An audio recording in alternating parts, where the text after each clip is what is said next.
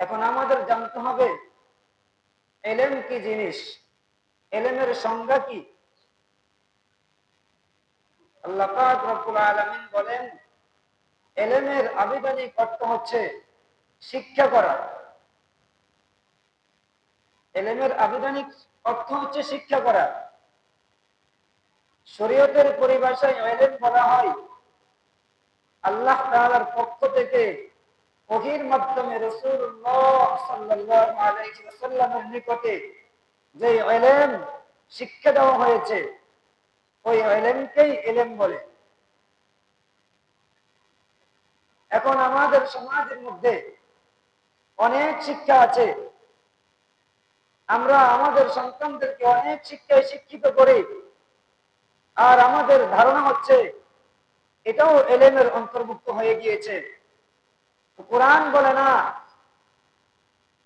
এলেম হচ্ছে ওই জিনিস শিক্ষা করা যেটা আল্লাহ তাআলা জিবরাইল আমিনের মাধ্যমে, ওহীর মাধ্যমে তার প্রিয় হাবিব রাসূলুল্লাহ সাল্লাল্লাহু আলাইহি ওয়াসাল্লামকে শিক্ষা দিয়েছে। এখন দুনিয়ার জমিনের মধ্যে যত শিক্ষা আছে, এর মধ্যে কিছু শিক্ষা আছে উপকারী শিক্ষা, কিছু শিক্ষা আছে ক্ষতিকর শিক্ষা, এবং কিছু শিক্ষা আছে সেগুলো উপকারও না, ক্ষতিও নেই। এখন ক্ষতিকর শিক্ষা কোনটা? আল্লাহ পাক রব্বুল আলামিন বলেন, ক্ষতিকর শিক্ষা হচ্ছে ওই শিক্ষা যে শিক্ষা দ্বারা দুনিয়ার মানুষ গুনাহের মধ্যে লিপ্ত হয়ে যায়। আমাদের সমাজের মধ্যে এমন কিছু মানুষ আছে যারা চুরি শিক্ষা করে। আপনারা বলেন, যারা চুরি শিক্ষা করতে চাই, আপনারা ওই চুরি শিক্ষাটাকে ভালো শিক্ষা বলবেন কিনা? যে ব্যক্তি, কোন ব্যক্তির সন্তান যখন সমাজের মধ্যে চুরির শিক্ষায় শিক্ষিত হতে চায়, দুনিয়ার মানুষ তো তাকে বলে না এই সন্তানটা বলে না, এ ভালো কিছু শিখে নাই। কোন ব্যক্তির সন্তান যখন ডাকাতি শিখতে যায়, তখন মানুষ বাধা দেয়। এবং কি কোন মানুষ যখন জ্যোতিষী অর্থাৎ ভবিষ্যৎ গণনা শিক্ষা করেন, এই সমস্ত শিক্ষা হলো ক্ষতিকর শিক্ষা। এবং কিছু মানুষ আছে মদ উৎপাদন কিভাবে করা লাগে সেগুলো শিক্ষা করে। আমাদের সমাজের মধ্যে এমন সন্তান আছে না না? মদ কিভাবে উৎপন্ন করা হয় এইভাবে তারা ওগুলোকে শিক্ষা করে। আল্লাহ তাআলা বলেন, এই শিক্ষাগুলো হচ্ছে ক্ষতিকর শিক্ষা। এই শিক্ষাগুলো জাতিকে দুনিয়ায় থেকে ধ্বংস করে দেয়। এই শিক্ষাগুলো যারা শিখে তাদের রূহ মরে যায়, তাদের রূহ জিন্দা থাকে না। আর পক্ষান্তরে মানুষের রূহ হচ্ছে আসল মানুষ। আপনার এই যে 3.5 হাত বড়ি দেখতেছেন, দেহ দেখতেছেন, এটা আসল মানুষ না। আপনি কিভাবে বুঝবেন? আজকে যখন আপনার দেহের ভিতর থেকে যখন রূহ নামক বস্তুটা চলে যায়, তখন আপনাকে মানুষ আর মানুষ বলে না, বলে যে এটা লাশ। তাহলে বোঝা গেল আসল মানুষ হচ্ছে কে? আমার ভিতরে যে রূহ আছে, ওই রূহটা হচ্ছে আসল মানুষ।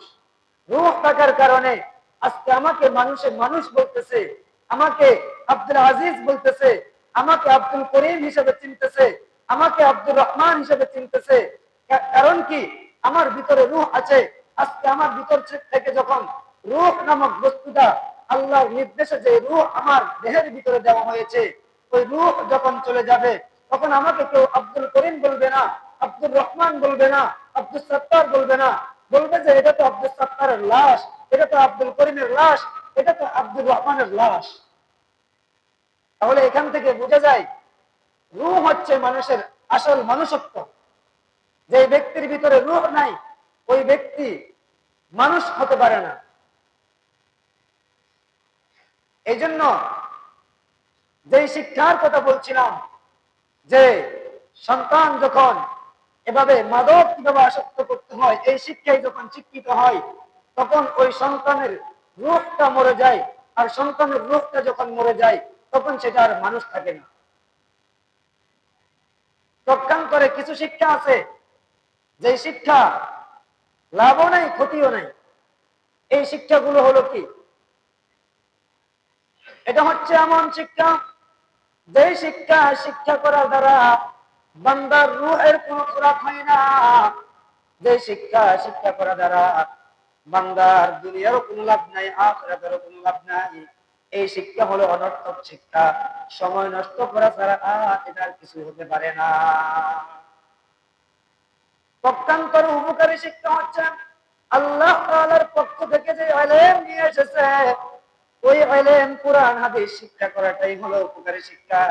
পক্ষান্তরে আজকে আমাদের সমাজের মধ্যে যারা স্কুল কলেজ ভার্সিটির মধ্যে পড়ে, ওই মানুষগুলো যখন এভাবে শিক্ষার সময় যদি ওই বান্দা নিয়ত করে রাখে, আমি এই শিক্ষা শিখে আমি ডাক্তার হব, ডক্টর হব, ইঞ্জিনিয়ার হব, আর ডাক্তার ডক্টর ইঞ্জিনিয়ার হয়ে আমার আব্বা আম্মার খেদমত করব, আমি যখন ডাক্তার হব আমার সমাজের মানুষের খেদমত করব, আমি যখন ডাক্তার হব আমার মহল্লার মানুষের উপকার করব, আমি যখন ইঞ্জিনিয়ার হব আমি আমার জনগণের মানুষের উপকার করব। যখন বান্দা এই নিয়তে স্কুল কলেজ ভার্সিটিতে পড়ে ডাক্তার হবে, এই শিক্ষাও বান্দার উপকারী শিক্ষা হবে, এই শিক্ষাও আল্লাহ তাআলার ইবাদত হবে, এই শিক্ষাও বান্দাকে কাল কিয়ামতের ময়দানে জান্নাত পর্যন্ত পৌঁছায়া দিবে। তাহলে যদি বান্দা এই নিয়ত না করে ডাক্তার হয়েছে শুধু টাকা ইনকাম করার জন্য, ডক্টর হয়েছে শুধু টাকা ইনকাম করার জন্য, ইঞ্জিনিয়ার হয়েছে শুধু টাকা ইনকাম করার জন্য, দুনিয়ায় উপার্জন করার জন্য, বান্দা যদি শুধু এই শিক্ষাগুলো শিখে, এই শিক্ষা দ্বারা বান্দাকে জান্নাত পর্যন্ত পৌঁছাবে না। বান্দা যখন দুনিয়ার শিক্ষা শিখবে, বান্দা ডাক্তার হবে, ডক্টর হবে, ইঞ্জিনিয়ার হবে, দুনিয়ার আরো যত কিছু আছে সব শিক্ষায় বান্দা যখন শিক্ষিত হবে, কিন্তু বান্দার নিয়ত যখন থাকবে আমি এই শিক্ষা শিখে আমার জাতির জন্য আমি কিছু করব, আমার মুসলমান ভাইদেরকে আমি উপকার করব, আমি আমার আব্বার খেদমত করব, আম্মার খেদমত করব, আমি সমাজের খেদমত করব, এই নিয়তে যখন বান্দা দুনিয়ার শিক্ষা শিখবে, এই নিয়তে যদি বান্দা দুনিয়ার কোন শিক্ষা শিখে, এই শিক্ষা বান্দার ইবাদতে পরিণত হয়ে যাবে। তাহলে এখানে আমরা তিন ধরনের শিক্ষার কথা জানতে পারলাম। একটি শিক্ষা হচ্ছে যেটি ইলম আল্লাহ তাআলার পক্ষ থেকে রাসূলুল্লাহ সাল্লাল্লাহু আলাইহি ওয়াসাল্লামকে শিক্ষা দেওয়া হয়েছে, সেই শিক্ষা হলো ইলমের শিক্ষা, এই শিক্ষা হলো আসমানি কোরআনের শিক্ষা, এই শিক্ষা হলো জাতির উপকারী শিক্ষা। আর এক ধরনের শিক্ষা হয়েছে যে শিক্ষা শিখলে আমাদের সমাজ নষ্ট হয়ে যাবে, যে শিক্ষা শিখলে আমাদের সমাজ ধ্বংসের দিকে চলে যাচ্ছে, যে শিক্ষার কারণে সমাজের যুব সমাজ নষ্ট হয়ে যাবে, সমাজের নারী পুরুষ সব একত্রিত হয়ে যাবে, এই শিক্ষাকে হাদিসের ভাষায় বলা হয়েছে এই শিক্ষা হচ্ছে জাতির জন্য ক্ষতিকর শিক্ষা। আরেক ধরনের শিক্ষা যেটা জাতির ক্ষতিও করবে না, উপকারও করবে না, সেটা হচ্ছে যে আমরা স্কুল কলেজের মধ্যে অনর্থক পড়াশোনা করতেছি, আমাদের কোনো উদ্দেশ্য নাই, আমাদের কোনো নিয়ত নাই, এই সমস্ত শিক্ষা হচ্ছে অনর্থক শিক্ষা। এই জন্য একজন মুমিনের অনর্থক কোনো সময় নষ্ট করতে পারে না। একজন মুমিন অপকারী শিক্ষা শিখতে পারে না। একজন মুমিনের সময় অনর্থক নষ্ট করতে পারে না। একজন মুমিনের আসল উদ্দেশ্য হচ্ছে বান্দা কিভাবে জান্নাতে যাবে, একজন মুমিন কিভাবে জান্নাত পর্যন্ত পৌঁছতে পারবে। আর আল্লাহ তাআলা কুরআনুল কারীমের মধ্যে বলেন, ফাকাদ ফাজ, যে ব্যক্তিকে কাল কিয়ামতের ময়দানে জান্নাত দেওয়া হবে, ওই ব্যক্তির মতো সর্বোচ্চ সফলতা আর পৃথিবীর জমিনে কেউ হতে পারে না। সুতরাং আজকে আমরা যাকে শিক্ষিত মনে করি, আজকে আমরা যাকে সফলতা মনে করি, সেটা সফলতা হতে পারে না। আজকে আমরা যেটাকে সফলতা মনে করি, হতে পারে এই সফলতা কিয়ামতের ময়দানে আমাকে জাহান্নামের দিকে নিয়ে যাবে। আজকে আমি মনে করি আমার সন্তান এখন ডাক্তার হয়ে গিয়েছে, আমার সন্তান সফল হয়ে গিয়েছে, আমার সন্তান ইঞ্জিনিয়ার হয়ে গিয়েছে, আমার সন্তান সফল হয়ে গিয়েছে, আমাদের সমাজের অমুকের সন্তান ডক্টর হয়েছে, ওই সন্তানটা এভাবে সফল কাম হয়ে গিয়েছে। কিন্তু রব্বুল আলামিন বলে না, একজন মুমিনের পরিপূর্ণ সফলতা তখন আসবে যখন বান্দাকে জাহান্নাম থেকে বাঁচিয়ে বান্দাকে জান্নাতে দেওয়া হবে, তখন একজন মুমিনের চূড়ান্ত সফলতা হতে পারে। তাহলে একজন মুমিনকে আল্লাহ তাআলা কেন সৃষ্টি করেছেন? একজন মুমিনের উদ্দেশ্য থাকবে কি? একজন মুমিনের সব সময়ের উদ্দেশ্য থাকবে আল্লাহ তাআলা কুরআনুল কারীমের মধ্যে বলেন, আমা খালাকাতুল জিন্না ওয়াল ইনসা ইল্লা লিয়াবুদুন। একজন বান্দা, আমি ও দুনিয়ার মানুষ শুনে রাখো, আমি জিন জাতি এবং মানব জাতিকে সৃষ্টি করেছি একমাত্র আমার গোলামি করার জন্য। শুনে রাখো, শুনে রাখো। রাসূলুল্লাহ সাল্লাল্লাহু আলাইহি ওয়াসাল্লাম হাদিস শরীফের মধ্যে বলেন, আদ-দুনিয়া খুলিকাত লাকুম, এই দুনিয়ায় সৃষ্টি করা হয়েছে বান্দা তোমাদের জন্য। এই দুনিয়ায় কার জন্য সৃষ্টি করেছেন? আদ-দুনিয়া খুলিকাত লাকুম, এই দুনিয়ায় সৃষ্টি করা হয়েছে বান্দাদের জন্য। এই দুনিয়ায় সৃষ্টি করা হয়েছে মানুষের জন্য। প্রজ্ঞান করে মানুষকে সৃষ্টি করা হয়েছে আখিরাতের জন্য। প্রজ্ঞান করে একজন মুমিন চিন্তা করবে, একজন মুমিনের উদ্দেশ্য থাকবে সে কিভাবে আখিরাতকে সুন্দর করা যায়। হাদিস শরীফের মধ্যে রাসূলুল্লাহ সাল্লাল্লাহু আলাইহি ওয়াসাল্লাম বলেন, আদ-দুনিয়া মাজরাতুল আখিরাহ, আদ-দুনিয়া মাজরাতুল আখিরাহ, এই দুনিয়ায় হলো বান্দা আখিরাতের ফসল করার জায়গা। বান্দা, মুমিন বান্দা এই দুনিয়াতে বসবাস করবে, কিন্তু চাষ করবে আখিরাতের জমিনের মধ্যে। এই দুনিয়ার মধ্যে বান্দা 60, 70, 80 বছর বান্দাকে হায়াত দিয়েছি, দেখি আমার এই বান্দা এই দুনিয়ার 60, 70, 80 বছর পেয়ে অনন্ত জীবনের জন্য সকল কাম হতে পারে কিনা, চাই বান্দা আখিরাতকে সুন্দর করে আবার আমার কাছে আসতে পারে কিনা, সেই পরীক্ষা করার জন্য আল্লাহ তাআলা বান্দাকে দুনিয়াতে সৃষ্টি করেছে। তাহলে আমাদেরকে সৃষ্টি করার আসল উদ্দেশ্য কি? আসল উদ্দেশ্য হচ্ছে, আল্লাহ তাআলার উদ্দেশ্য হচ্ছে আমার এই বান্দাগুলো দুনিয়াতে থেকে আমার গোলামি করবে। দুনিয়াতে থেকে আমার এই বান্দাগুলো আমি রব্বুল আলামিনকে আল্লাহ বলে ডাকবে। দুনিয়াতে থেকে আমার এই বান্দাগুলো আমার কোরআন যেভাবে বলেছে, আমার রাসূল হাদিস শরীফের মধ্যে যেভাবে বলেছে, আমার প্রেরিত রাসূল হাদিস শরীফের মধ্যে যা বলেছে, আমার বান্দা যদি ওইভাবে চলতে পারে, কোরআন অনুযায়ী নিজের জীবন যাপন করতে পারে, দুনিয়ার 60, 70, 80 বছর পর্যন্ত আমার বান্দা দুনিয়াতে কষ্ট করতে পারে। যখন বান্দার হায়াত শেষ হয়ে যাবে, দুনিয়ার হায়াত থেকে যখন বান্দা পরকালে আসবে, পরকালে আসতে দেরি হবে, বান্দাকে আমি পুরস্কারে পুরস্কৃত করতে দেরি করব না। সুবহানাল্লাহ। তাহলে আল্লাহ তাআলার পুরস্কার কি হবে? আমরা আল্লাহ তাআলাকে বলছি, আল্লাহ আপনি আমাদেরকে সৃষ্টি করেছেন আপনার গোলামি করার জন্য। আপনি আমাদেরকে একমাত্র আপনার গোলামি করার জন্য সৃষ্টি করেছেন। এখন আমরা প্রশ্ন করলাম, আমরা যদি আপনার গোলামি করি, আমরা যদি আপনার ইবাদত করি, আপনার পক্ষ থেকে আমরা কি পাবো? আপনার পক্ষ থেকে পুরস্কার হিসেবে আপনি কি দিবেন? আমরা মানুষ হয়ে আল্লাহকে প্রশ্ন করলাম।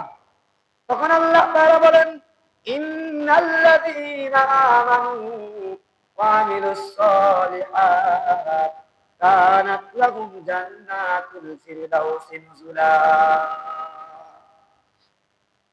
নিশ্চয়ই কোন বান্দা যখন ঈমানের সাথে ইবাদত করবে, আমার গোলামি করবে, শর্ত লাগিয়েছি ঈমান আনতে হবে। কোন বেঈমান যদি আল্লাহর গোলামি করে ঈমান না আনে, আজীবন নামাজ পড়ে রোজা রাখে, ওই বেঈমানের নামাজ কবুল করা হবে না, গ্রহণ করা হবে না। ওই বান্দা যদি কোনো বেঈমান কাফের যদি এইভাবে দুনিয়ার সব কিছু করে দেয়, অনেক উপকার করে, সবাইকে দান করে দেয়, সম্পদ থেকে দান করতে থাকে, আল্লাহ তাআলা বলেন যতক্ষণ পর্যন্ত বান্দা আমি আল্লাহর উপর ঈমান না আনবে, ততক্ষণ পর্যন্ত বান্দার কোন আমল আমি আল্লাহ তাআলার নিকটে গ্রহণযোগ্য হবে না।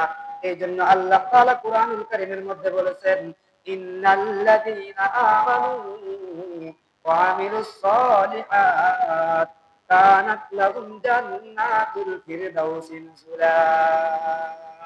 যেই বান্দা ঈমানের সাথে আমলে সালেহ করে আসবে, ওই বান্দাকে আমি জান্নাত দিয়ে দিব। আমি বলছি, আল্লাহ আমি তো দুনিয়াতে অল্প সময় ইবাদত করেছি, 60, 70, 80 বছর ইবাদত করেছি, আপনি যখন আমাকে জান্নাতটা দিবেন, কয় দিনের জন্য আপনি আমাকে জান্নাত দিবেন? আল্লাহ তাআলা কুরআনুল কারীমের মধ্যে বলেন, খালিদিনা ফিহা আবাদা। ও বান্দা, আমি তোমাকে একবার যে জান্নাত দিব, ওই জান্নাত থেকে কোনোদিন তোমাকে আর বাহির করা হবে না।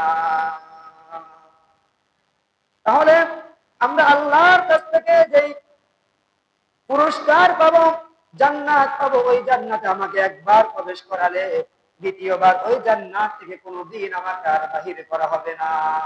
আজকে তো আমরা যখন ইবাদত করি আমাদের কাছে ইবাদত ভালো লাগে না। কাফের মুশরিকদের সফলতা দেখে তারা যখন দুনিয়ার সফলতা হয়ে যায়, আমাদের নজরে যে সফলতা সেই সফল কাম যখন তাদেরকে দেখতে পারে, আমাদের মুসলমান এইভাবে নৈরাশ হয়ে যায়।